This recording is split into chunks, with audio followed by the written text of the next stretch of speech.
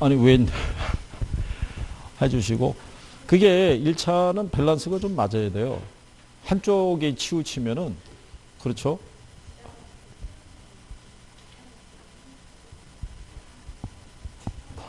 7월 달에 어떻게 하신다고요? 아, 그걸 이제 선택을. 아, 그런데 제가 말씀드리고 싶은 건 공부가 이게 하시려고 그러면 밸런스가 맞아야 돼요. 일주일에 예를 들어서 5번 학원을 나오다가 이틀 나오잖아요. 그러면 나머지 시간은 1차를 공부를 많이 할 것 같잖아요. 그게 잘 안 돼요. 일단은 그 시간에 학원에 나와서 그 감각을 계속 유지를 시켜줘야 돼요. 그리고 민법을 듣다 보면은 민법은 기본적으로 공시법하고 연결이 돼 있고, 예, 민법의 기초가 안 돼 있으면 공시법 이해하기 힘들다고요.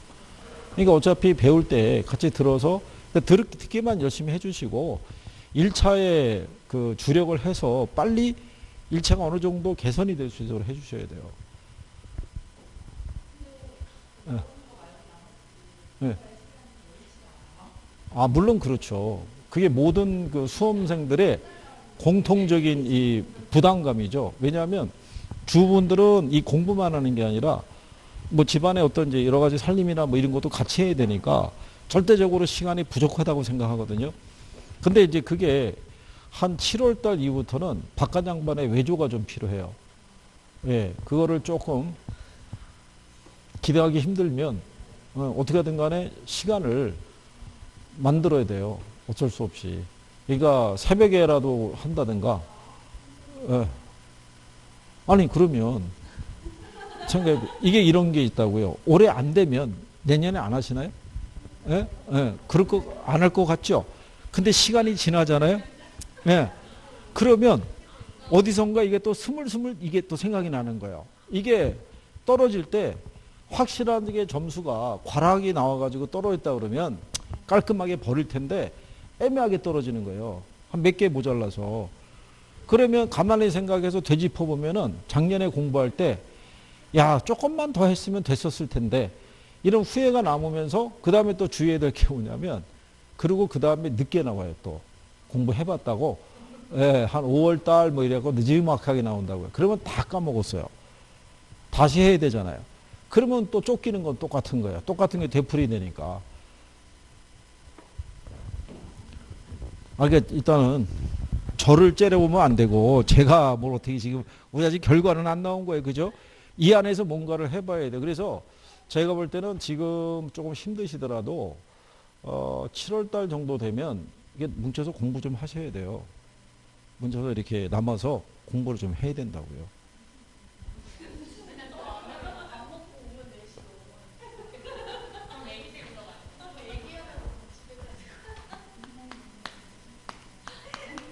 근데 그 뒷말이 아주 그렇잖아요. 점심을 드시고 와서 이제 휴식을 취하신다는 얘기잖아요. 근데 이 휴식에 대화가 끼어들게 되면은 이 대화하다 보면 끝이란 얘기잖아요. 시간이. 그러니까 이 대화를 일상 대화가 아니라 공부하는 걸로 바꾸셔야 된다고요. 공부하는 걸로. 그죠? 뭐라도 좀 해야지 어떡할 거예요, 이거. 예? 근데 사람들은요, 여러분들의 그런 고충을 100% 이해를 못 해요. 그죠? 그리고 예를 들어서 박한 양반이 권해서 나왔으면 모르겠는데 본인들이 하겠다고 나왔잖아요. 그러면 일단은 저변에 뭐가 있냐면 누가 하라고 그랬어? 이런 얘기가 먼저 나온다고요. 그리고 떨어지게 되면 아니 네가 원해서 가서 했는데 왜 안 되는 거야? 라고 얘기했을 때 과정은 잘 신경 안 쓴다고요. 결과만 놓고 얘기하지. 그거는 저희한테 예? 아, 아니, 생각해 보세요. 아니, 지금, 코로나 인해서요. 지금 저기, 보험 쪽에 관련된 시험도 운동장에서 받고, 그렇죠? 우리나라 대표적인 굴지의 그룹인 에스난데서는 비대면이라고 그래서 화상으로 해서 시험도 보고 다 이렇게 한 건데, 여러분 시험이 왜 연기가 되겠어요? 연기된 이유가 뭐가 있겠어요? 그죠? 제가 볼 때는 그냥 정의 그러면은 어디 운동장 하나 해가지고 그죠? 예, 거기서 그냥 운동장에 책상 놓고 그러고 시험 볼 수도 있는 거예요. 예? 아니, 전국에 한두 곳에서 보겠냐고요.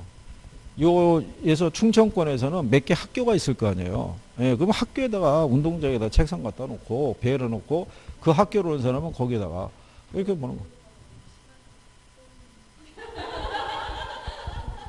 아, 근데 알아두실 거는 학교의 소음이 외부로 이렇게 나가는 경우도 거의 없고요. 운동장이라는 게 대부분 학교 교사가 이렇게 둘러싸이는 안의 공간이라고요. 그렇잖아요. 그 외부에서 들어오는 뭐 자동차 소리나 뭐 이런 것 있죠. 그거를 느낄 정도면 시험에 집중을 못 하고 있다는 얘기죠. 그렇지 않겠어요? 아, 우비 줄 거예요. 우비. 그죠? 예. 뭐를 원하는 거예요, 도대체가. 아, 자, 또 이게 그죠? 이 산으로 가고 있는 거죠, 지금. 예, 자, 여기 정의 외부 효과 보시면 자, 긍정적인 효과를 주는 거고요. 정의 외부 효과에서 나타나는 내용을 보게 되면 여기는 사적인 비용하고요. 그 다음에 무슨 비용이 있으면 사회적 비용이 있으면 무슨 비용이 커요? 예, 이 비용이 커요. 그리고 사적인 편익보다는 사회적 편익을 더 크게 해주죠. 자, 이렇게 가능한 이유는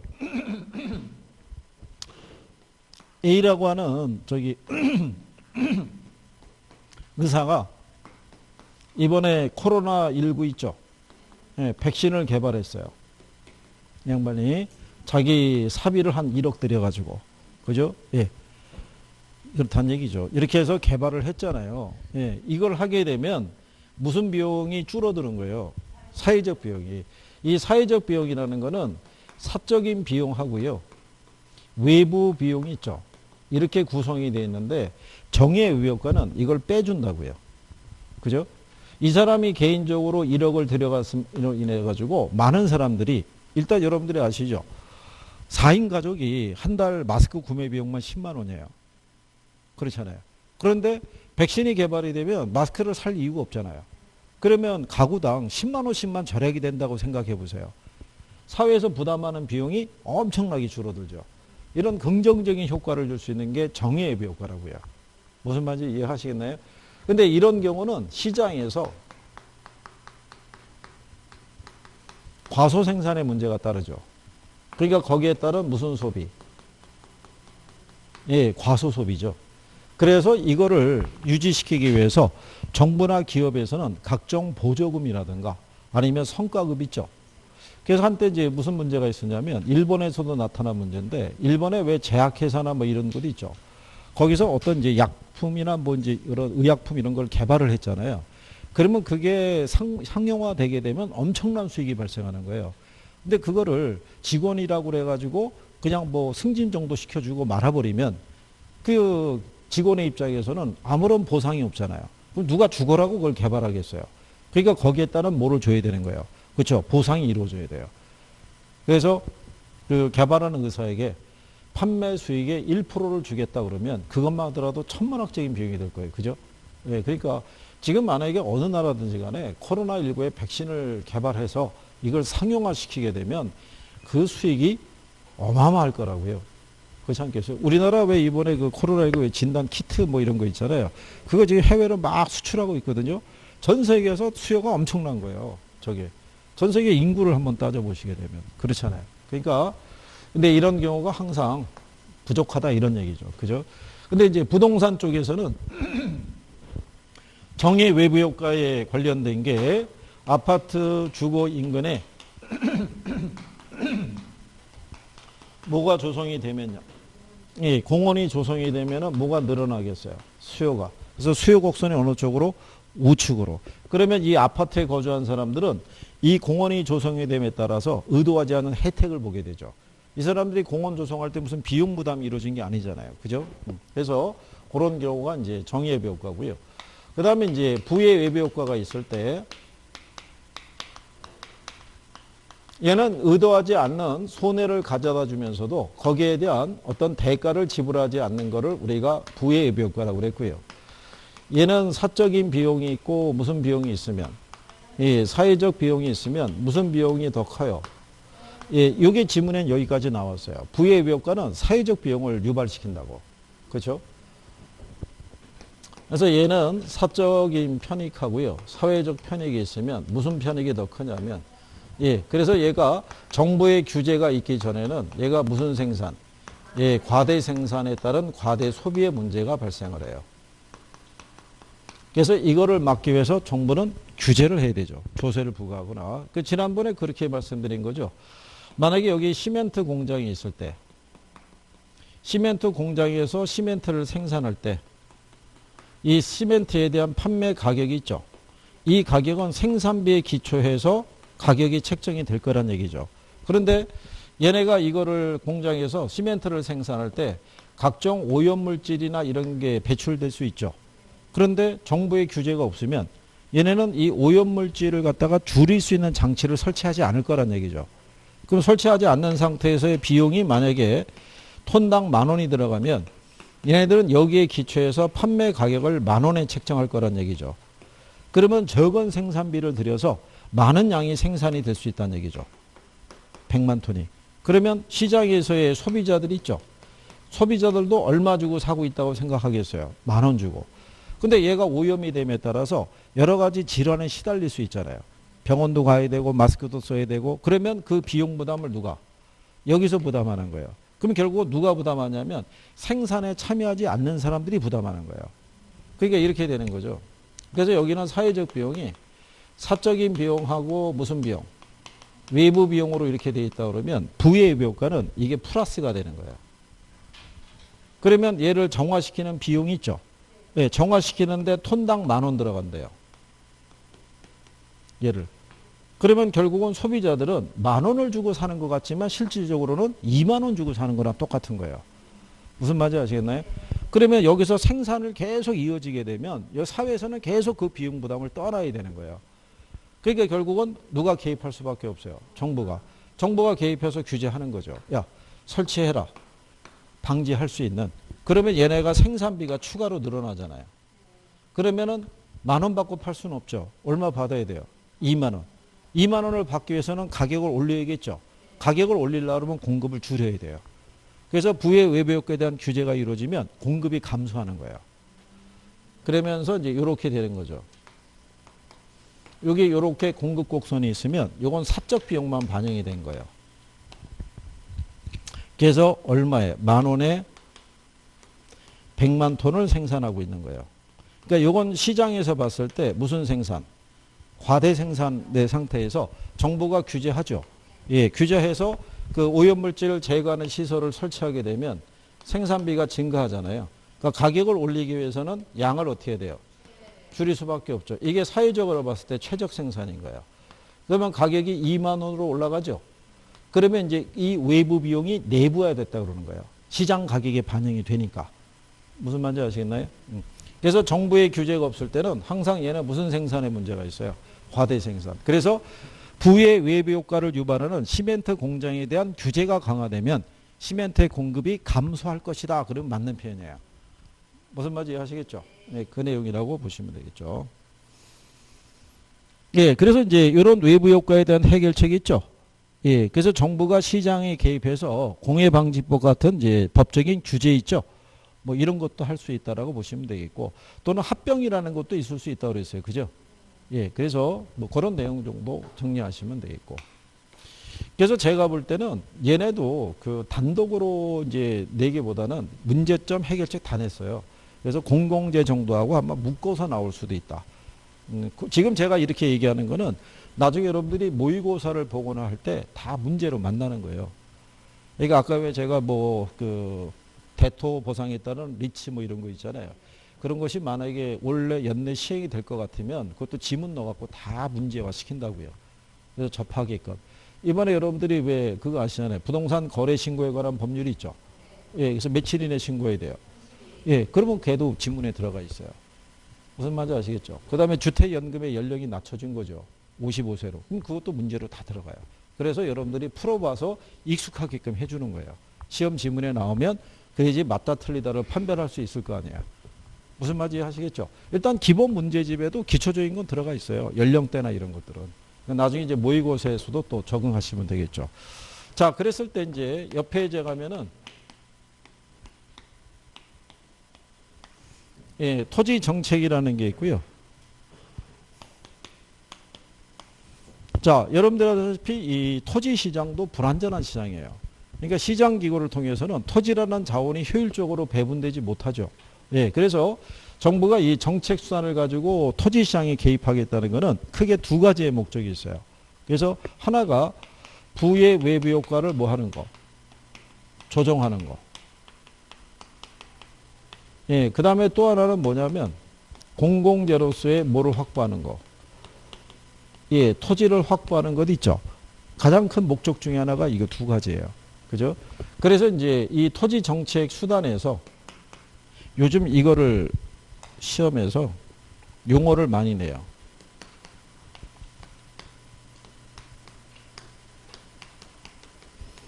그래서 토지 정책 수단의 가장 대표적인 게 얘예요.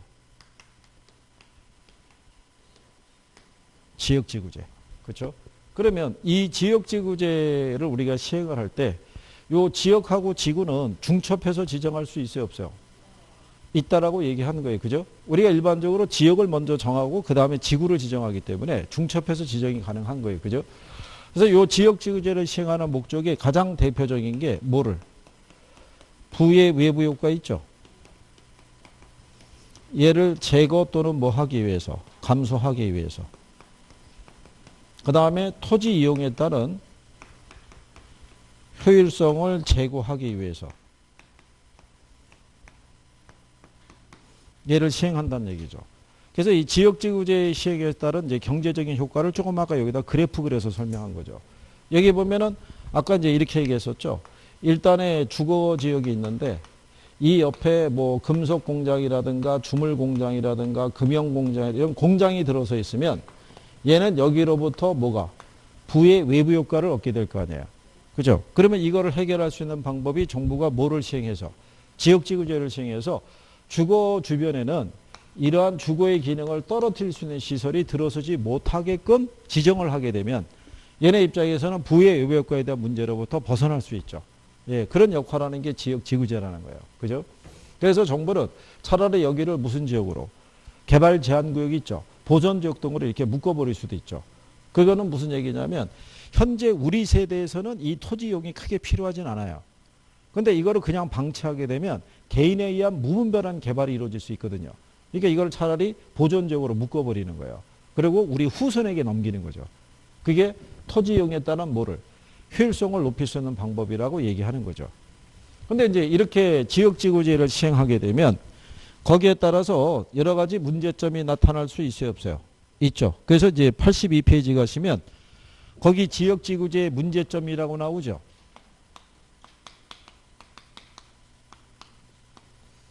예, 지역지구제 시행에서 문제점 중에 제일 처음에 나오는 게 독점의 문제예요.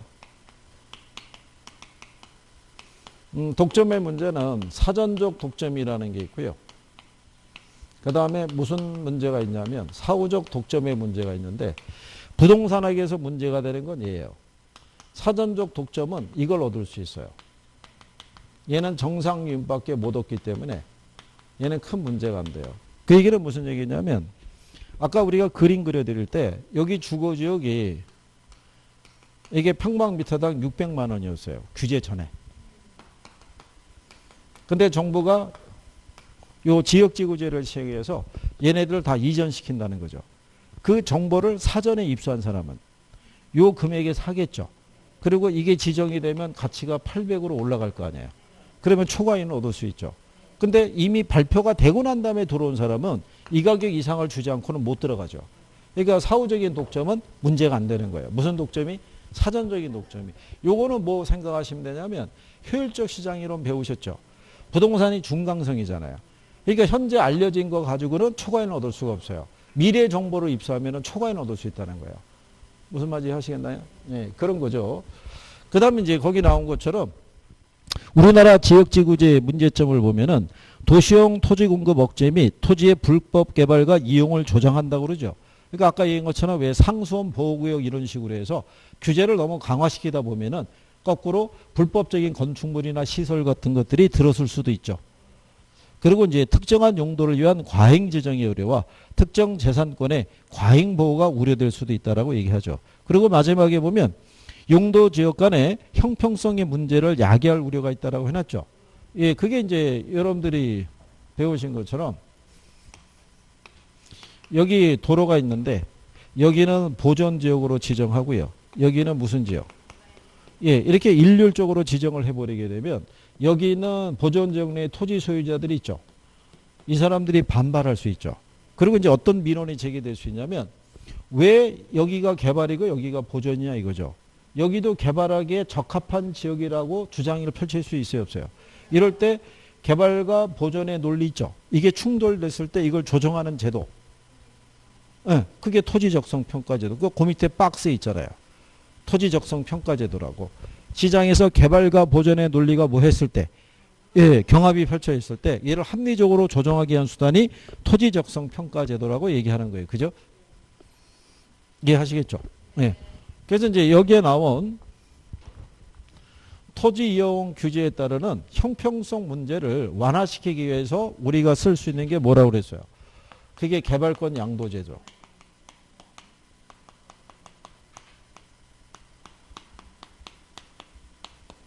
그러니까 얘는 토지 이용 규제에 따르는 형평성 문제를 완화시키기 위해서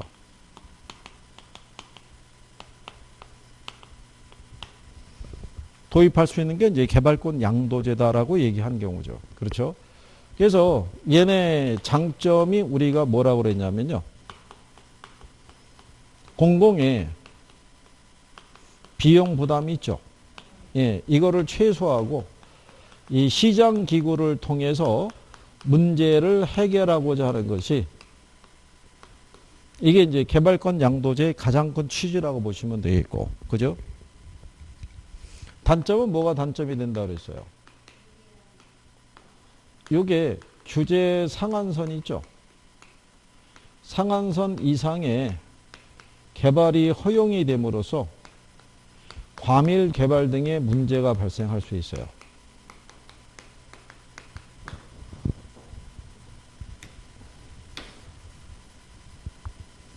그러니까 아까 얘기한 것처럼요. 이렇게 해서 여기 보전 지역으로 지정하고 무슨 지역으로?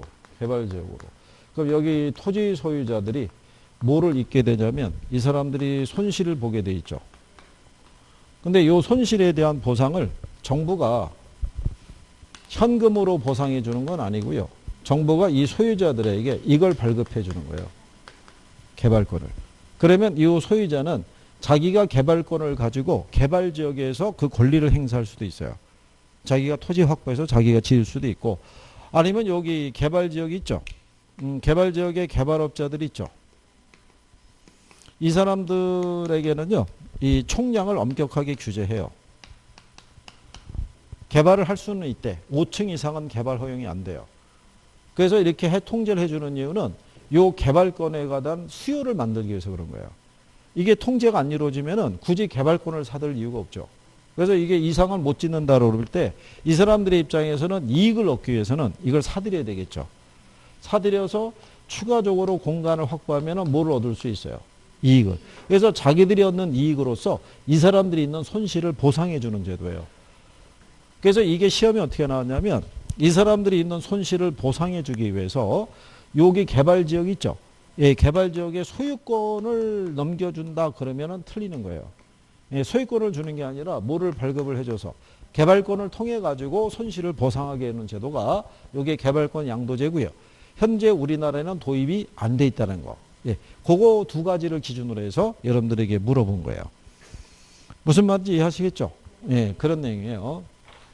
그래서 이게 아까 우리가 토지 정책의 목표 중에 하나가 이거잖아요. 부의 외부효과를 우리가 조정하기 위해서 지역지구제 시행할 수 있죠. 근데 지역지구를 시행했더니 이런 문제가 발생하잖아요. 그 문제를 해결하기 위한 방법 중에 하나가 개발권 양도제라는 거죠. 그래서 거기까지 연결하시고 그 다음에 두 번째 목적이 뭐냐면 공공재로서 뭐를 확보하는 거예요. 토지를. 예, 그래서 이제 쓸 수 있는 게 우리 교재에는 토지은행제도라고 해놨죠. 예, 거기 보시면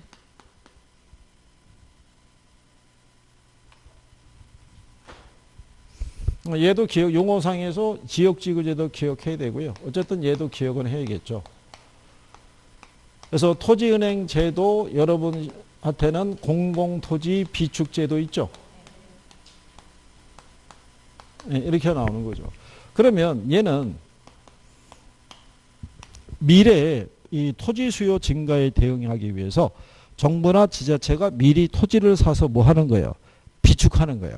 비축했다가 나중에 토지 수요의 증가에 대응해서 수요자에게 분양하는 제도를 우리는 뭐라고 그러냐면 토지은행 제도라고 얘기를 하는 거예요. 그죠?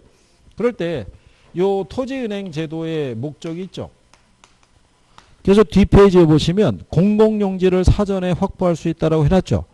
예, 요것 때문에 이제 뭐가 가능하냐면요. 토지 수용에 따른 보상비 문제를 완화할 수도 있는 거예요. 그렇죠? 나중에 이제 정부가 공공사업을 진행하려고 그러면 토지가 필요하잖아요. 그러면 수용을 하게 되면 당연히 뭐를 해줘야 돼요? 보상을 해줘야 되는데 미리 사서 비축을 하고 있으면 이렇게 토지 수용에 따른 고비용 문제 있죠. 예, 이거를 완화시킬 수 있다는 장점이 있죠. 그리고 이 토지를 사서 비축하는 사람이 공적인 주체죠. 그러니까는 토지에 대한 계획적인 개발 있죠. 예, 이런 것들이 가능하죠. 그리고 개발 이익도 원천적으로 환수가 되죠. 예, 그런 것들이 이제 목적이라고 보시면 되겠고요. 그래서 얘가 장점이라는 거는 공공에 의한 개발이기 때문에 무질서한 개발은 막을 수 있다는 거. 원천적으로. 그다음에 단점은 뭐가 되겠어요? 비용 문제가 따르죠. 사서 우리가 비축해야 되니까. 그죠? 그런데 여기서 이제 또 하나 알아두셔야 될 게 뭐냐면 거기 이제 우리나라의 토지은행 제도라고 있잖아요. 예. 그래서 이제 현재 누가 관리하고 있냐면 토지주택공사에서 별도의 토지은행 계정을 만들어서 얘가 관리하고 있고요. 국토교통부 장관은 10년을 단위로 장기 토지 비축 계획이 있죠. 예, 그거로 수립을 하도록 돼 있어요. 그죠? 자, 그런데 여기서의 이 토지를 우리가 사서 비축할 때 있죠. 예, 그때는 이 방법을 쓰는 거죠. 뭐를? 강제 수용이 아닌 거예요. 예, 그래서 여기서 할 때는 이게 협의 매수예요. 그죠? 여기 일단은 이 토지가 있잖아요. 근데 이게 갑소유의 토지예요. 근데 만약에 정부나 지자체가 공공사업에서 이 땅이 필요하잖아요. 근데 이 땅을 우리가 사들이기 위해서는 이 사람의 양도 의사표시가 전제가 돼야 돼요. 팔겠다는. 근데 이 사람이 파는 거 거부하잖아요. 그러면 정부는 이걸 강제로 수용할 수는 없고 토지 선매자를 지정하는 거예요. 그러니까 LH공사 이렇게 지정하는 거죠. 지정을 했다가 얘가 만약에 개인 간의 거래를 하려고 할 때 우선해서 얘가 협상을 통해 이 토지를 사들일 수 있는 거예요. 그러니까 강제 수용한다면 틀리다는 얘기죠. 거기까지 시험에 나온 거예요. 그래서 이 토지 선매는 무슨 매수? 협의 매수예요. 협의 매수.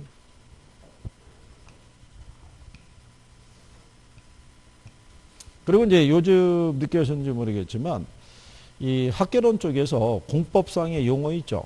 예, 이게 꾸준히 들어와요. 그러니까 공법을 안 들어놓으시면은 용어가 다 생소해요.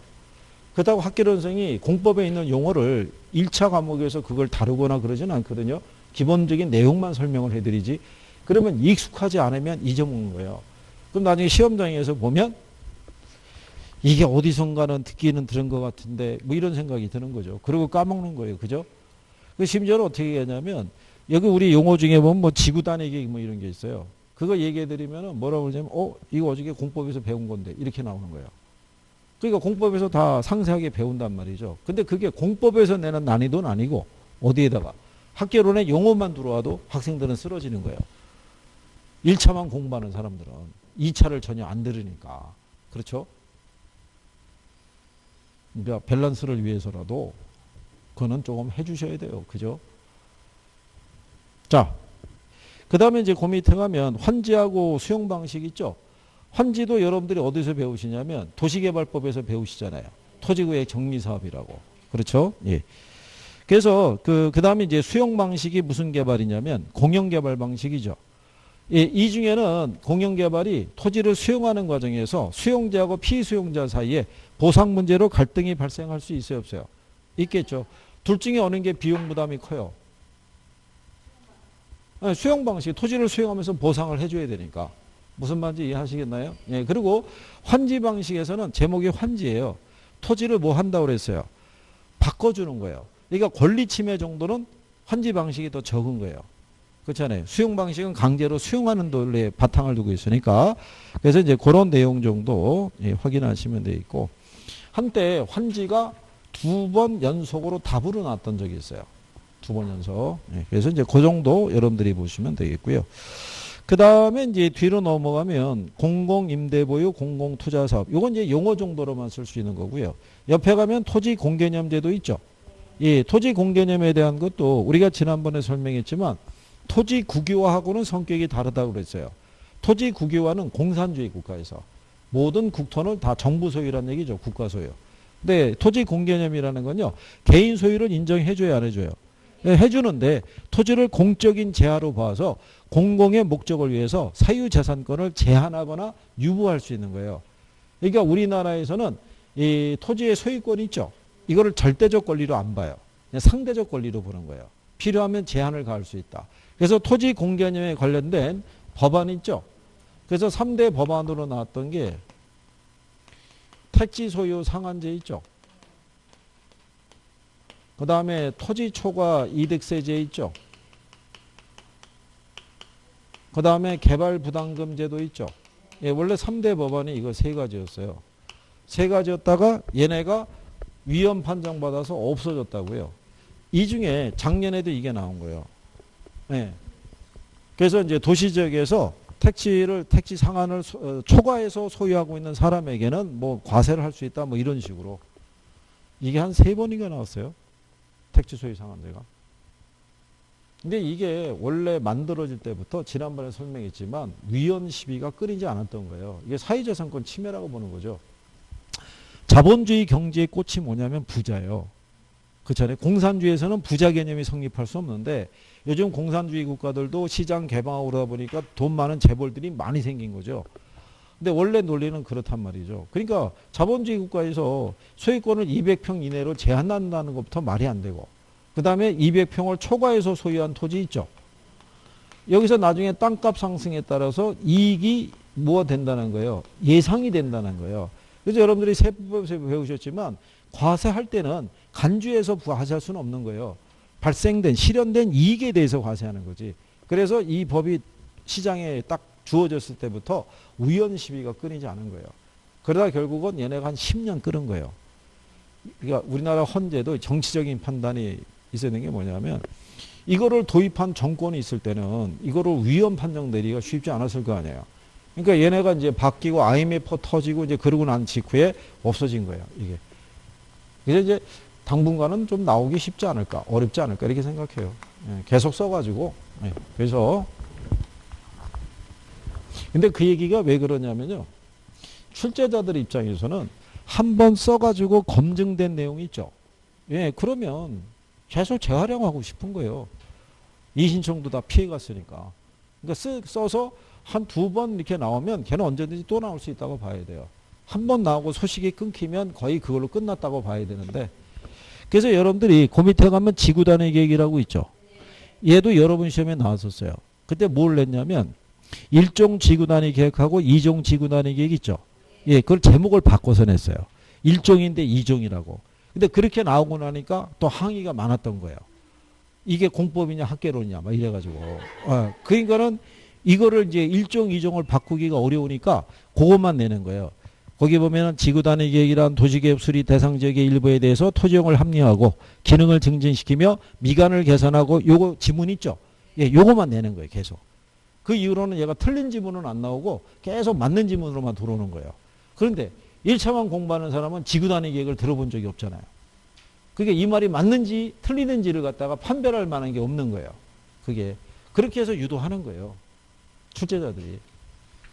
그러니까 그런 내용 정도를 여러분들이 그래서 이제 뒤로 넘어가시게 되면은 거기 기출문제 지문 나와 있죠.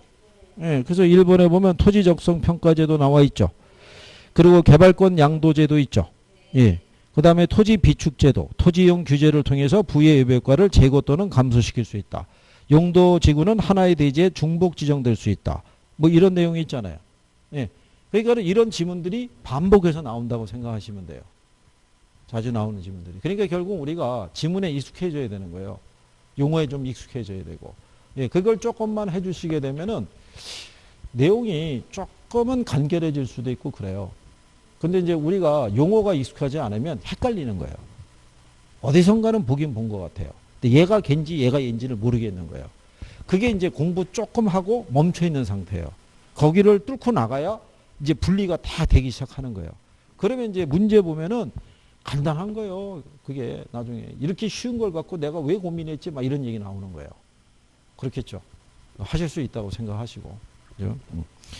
그 다음에 이제 주택정책이라고 있죠. 주택정책을 가시게 되면 이 목표라는 게 주어져 있는데 이게 이제 수요하고 공급 측면의 문제 있죠. 그러니까 수요 측면에서는 이런 거죠. 시장에 공급된 주택을 소비자들이 이걸 소비하기 위해서는 구매력이 높아져야 되잖아요. 그러니까 구매력을 늘릴 수 있는 방안.